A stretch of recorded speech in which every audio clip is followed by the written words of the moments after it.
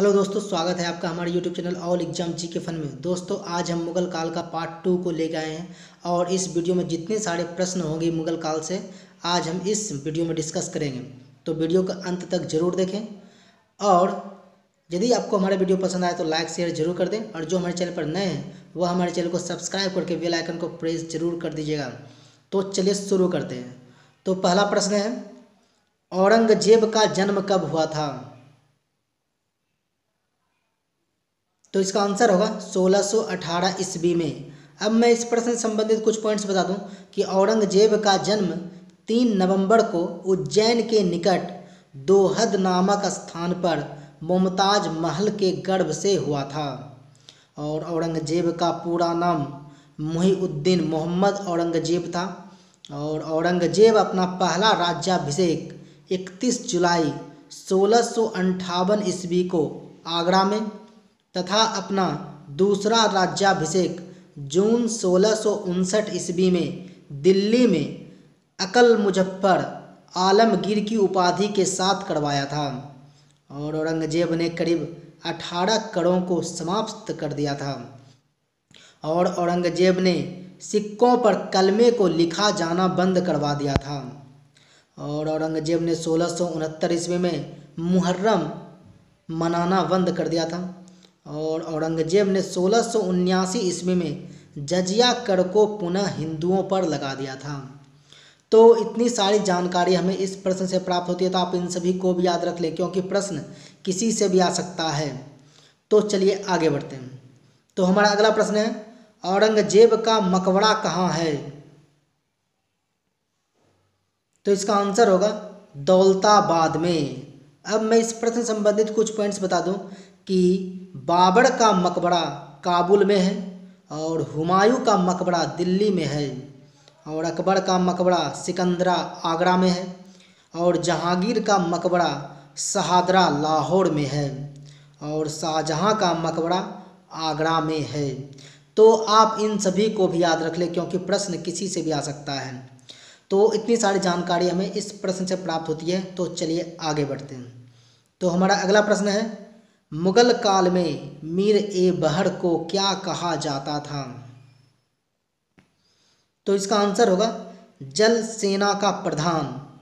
अब मैं इस प्रश्न से संबंधित कुछ पॉइंट्स बता दूं कि मुगल काल में साहिब तौजीह सैनिक लेखाधिकारी को कहा जाता था और मीर ए तोजक धर्माधिकारी और धार्मिक उत्सवों का प्रबंधक होता था और खुफिया नवीस गुप्त पत्र लेखक को कहा जाता था और स्वानिद निगार समाचार लेखक को कहा जाता था और हरकारा जासूस एवं संदेश वाहक होते थे और मुशरिफ राज्य की आय व्यय का लेखा जोखा रखता था और मुसदी बंदरगाहों के प्रशासक की देखभाल करता था। तो इतनी सारी जानकारी हमें इस प्रश्न से प्राप्त होती है, तो आप इन सभी को भी याद रख लें दोस्तों। इसी तरह यदि आप लिंक के साथ जीके पढ़ेंगे तो आपकी जीके बहुत जल्द इम्प्रूव हो जाएगी और आप कम समय में अधिक जीके जान पाएंगे। तो आप लिंक के साथ जीके जरूर पढ़ें। तो चलिए आगे बढ़ते हैं। तो हमारा अगला प्रश्न है, जबती प्रणाली किस शासक ने शुरू की थी? तो इसका आंसर होगा शेर शाह।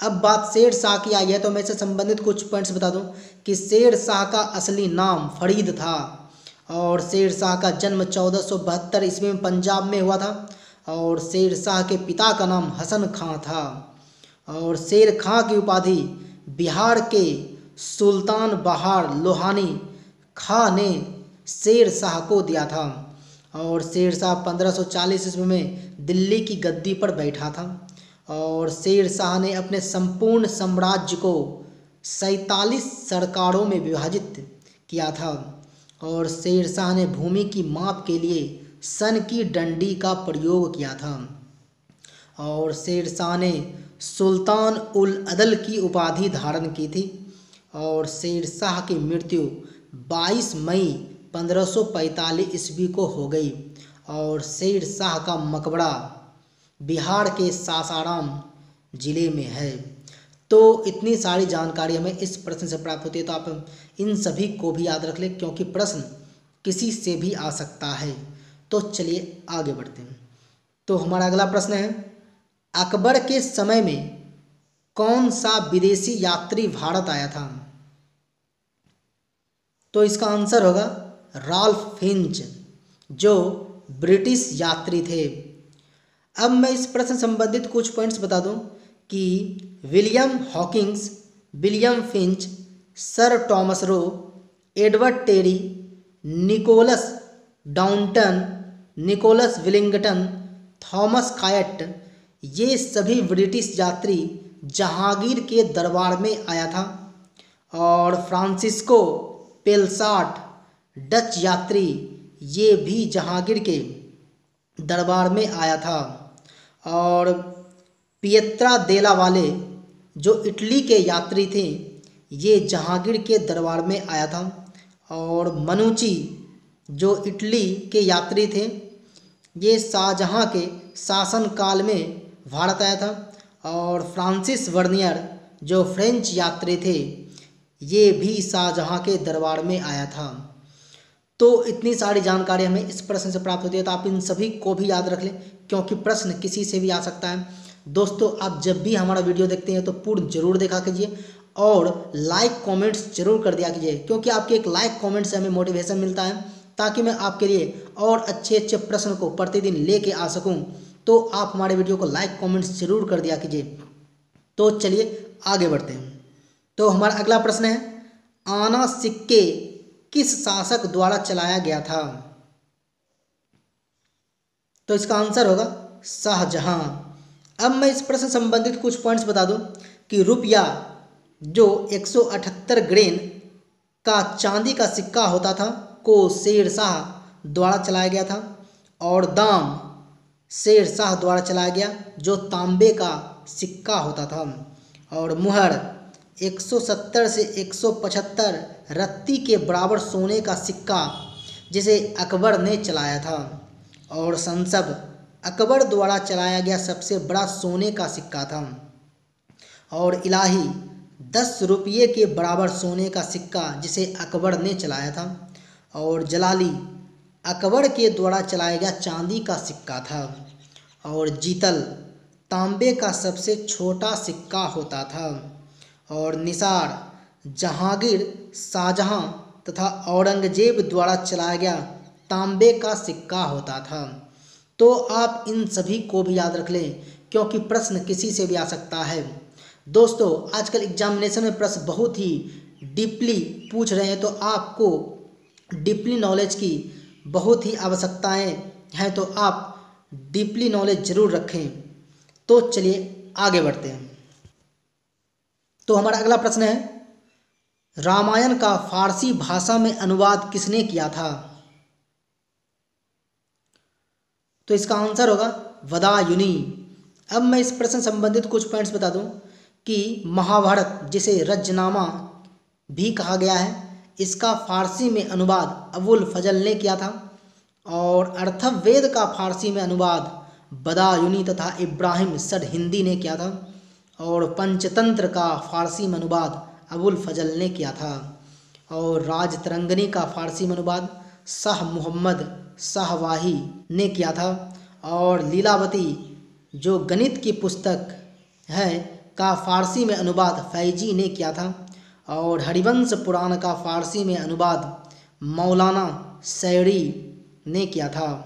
तो इतनी सारी जानकारी हमें इस प्रश्न से प्राप्त होती है, तो आप इन सभी को भी याद रख लें, क्योंकि प्रश्न किसी से भी आ सकता है। दोस्तों, इसके साथ आप हमें फेसबुक, ट्विटर एंड इंस्टाग्राम पे भी फॉलो कर सकते हैं, जिसका लिंक मैंने वीडियो के डिस्क्रिप्शन में डाल दिया हूँ, तो आप वहाँ जाके फॉलो कर लीजिए। तो चलिए आगे बढ़ते हैं। तो हमारा अगला प्रश्न है, तबकाते अकबरी का लेखक कौन है? तो इसका आंसर होगा निजामुद्दीन अहमद। अब मैं इस प्रश्न संबंधित कुछ पॉइंट्स बता दूं कि इस पुस्तक से मुगलों तथा विभिन्न प्रांतों के विषय में तत्कालीन जानकारी मिलती है। और तारिक ए रसीदी के लेखक मिर्जा हैदर दौलत, इस पुस्तक से हमें मध्य एशिया में तुर्कों के इतिहास तथा हुमायूं के शासनकाल पर विस्तार पूर्वक प्रकाश डालती है। और हुमायूं नामा के लेखक गुलबदन बेगम थे। और इस पुस्तक से हमें बाबर तथा हुमायूं के इतिहास व तत्कालीन सामाजिक स्थिति पर प्रकाश डालती है। और अकबरनामा, जिसे आईने अकबरी भी कहा जाता है, के लेखक अबुल फजल है। और इस पुस्तक से हमें अकबर के जीवन काल की संपूर्ण कथा का वर्णन मिलता है। और शाहजहां नामा पुस्तक के लेखक इनायत खां थे। और इस पुस्तक से हमें शाहजहां के शासनकाल में फारसी में लिखी गई एक महत्वपूर्ण पुस्तक है। तो इतनी सारी जानकारी हमें इस प्रश्न से प्राप्त होती है, तो आप इन सभी को भी याद रख लें क्योंकि प्रश्न किसी से भी आ सकता है। तो चलिए आगे बढ़ते हैं। तो हमारा अगला प्रश्न है, श्रीनगर के शालीमार बाग का निर्माण किस शासक ने किया था?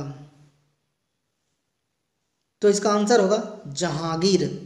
इसके अलावा श्रीनगर के निशांत बाग का निर्माण भी जहांगीर ने ही किया था। और लाहौर के शालीमार बाग का निर्माण, दिल्ली के शालीमार बाग का निर्माण, हयात बख्श बाग का निर्माण शाहजहां ने किया था।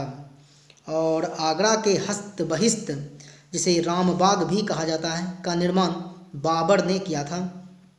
और कश्मीर के वजीर बाग का निर्माण दारा शिकोह ने किया था। और लाहौर के चहार बुर्जी बाग का निर्माण जेबू निंसा ने किया था। तो इतनी सारी जानकारी हमें इस प्रश्न से प्राप्त होती है, तो आप इन सभी को भी याद रख लें क्योंकि प्रश्न किसी से भी आ सकता है। तो चलिए आगे बढ़ते हैं। तो हमारा अगला प्रश्न है, रामचंद्रिका का लेखक कौन थे? तो इसका आंसर होगा केशव दास। अब मैं इस प्रश्न से संबंधित कुछ पॉइंट्स बता दूं कि इसके साथ ही केशव दास ने कवि प्रिया, रसिक प्रिया, अलंकार मंजरी पुस्तक को भी लिखा है। और रामचरितमानस, विनय पत्रिका की पुस्तक के लेखक तुलसीदास थे। और सूर सागर के लेखक सूरदास थे। और प्रेम वाटिका के लेखक रसखान हैं। तो इतनी सारी जानकारी हमें इस प्रश्न से प्राप्त होती है, तो आप इन सभी को भी याद रख लें। तो चलिए आगे बढ़ते हैं।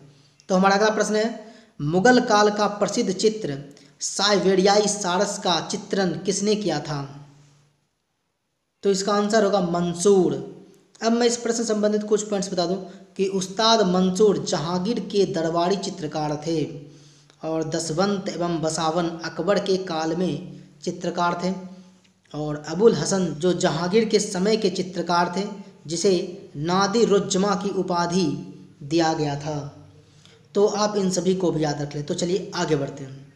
तो हमारा अगला प्रश्न है, हिंदू मनसबदारों की संख्या सबसे अधिक किस सम्राट के काल में था? तो इसका आंसर होगा औरंगजेब।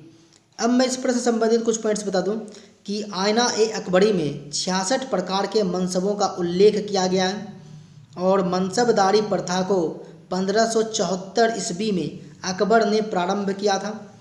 और मनसबदारी प्रथा मंगोल के सैन्य व्यवस्था दशमलव प्रणाली पर आधारित थी। और मनसबदारी प्रणाली मुगल प्रणाली की रीढ़ थी। और सबसे बड़ा मनसब दारा शिकोह थे। और मनसब का अर्थ पदनाम होता है।